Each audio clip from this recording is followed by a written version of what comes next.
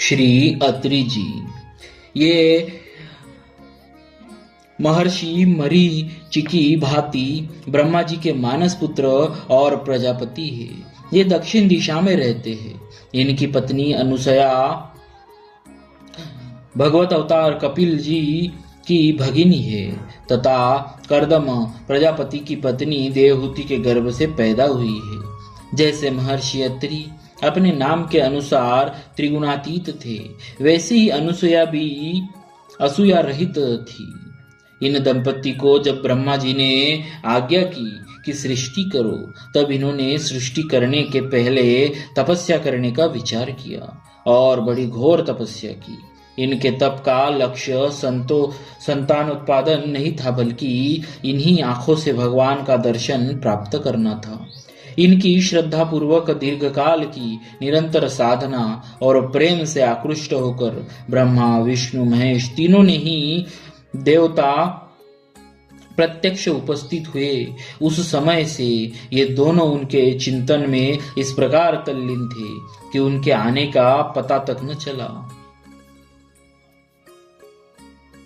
जब उन्होंने ही इन्हें जगाया, तब ये उनके चरणों पर गिर पड़े। किसी प्रकार संभल कर उठे और गदगद वाणी से उनकी स्तुति करने लगे। उनके प्रेम, सच्चाई और निष्ठा को देखकर उन्हें बड़ी प्रसन्नता हुई। उन्होंने वरदान मांगने को कहा। इन दंपति के मन में अब संसारी सुख की इच्छा तो थी ही नहीं, परंतु ब्रह्मा की आज्ञा थी सृष्टि करने की, और वे इसे समय आने सामने ही उपस्थित थे। और वे इस समय ब्रह्मा जी सामने ही उपस्थित थे। तब इन्होंने और कोई दूसरा वरदान न मांगकर उन्हीं तीनों को पुत्र रूप में मांगा, और भक्ति परवश भगवान ने उनकी प्रार्थना स्वीकार करके एवमस्तु कह दिया। समय पर तीनों ही ने इनके पुत्र के रूप में अवतार ग्रहण किया। विष्णु के अंश से दत्तात्रेय, ब्रह्मा के अंश से चंद्रमा और शंकर जी के अंश से दुर्वासा जी का जन्म हुआ। जिनकी चरण धूलि के लिए बड़े बड़े योगी और ज्ञानी तरसते रहते हैं, वे ही भगवान अत्रि के आश्रम में बालक बनकर खेलने लगे, और दोनों दंपति उनके दर्शन और वात्सल्य स्नेह के द्वारा अपना जीवन सफल करने लगे। अनुसया को तो अब कुछ दूसरी बात सूझती ही नहीं थी। अपने तीनों बालकों को खिलाने पिलाने में ही लगी रहती। इन्हीं के पति व्रत्य सतीत्व से प्रसन्न होकर वनगमन के समय स्वयं भगवान श्री सीताराम जी और लक्ष्मण जी के साथ इनके आश्रम पर पधारे, और इन्हें जगतजननी माँ सीता को उपदेश करने का गौरव प्राप्त किया। कहीं कहीं ऐसी कथा भी आती है कि महर्षि अत्रि ब्रह्मा जी के नेत्र से प्रकट हुए थे और अनुसया दक्ष प्रजापति की कन्या थी। यह बात कल्पभेद से बन सकती है।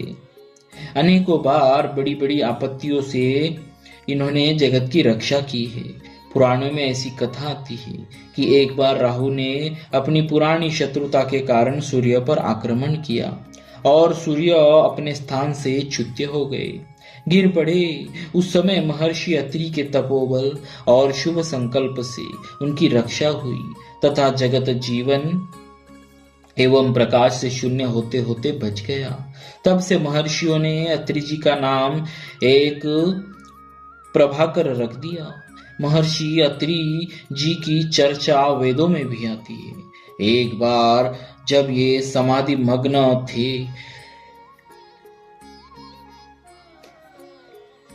दैत्यों ने इन्हें उठाकर शतद्वार यंत्र में डालकर अग्नि जला दी और इन्हें नष्ट करने की चेष्टा की, किंतु इन्हें इस बात का पता तक न चला।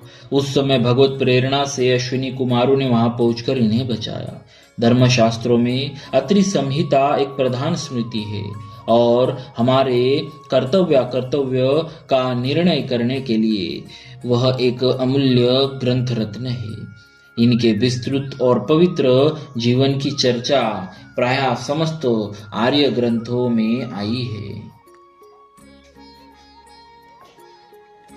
बोलिए श्री अत्रि जी महाराज की जय। भक्तवत्सल भगवान की जय।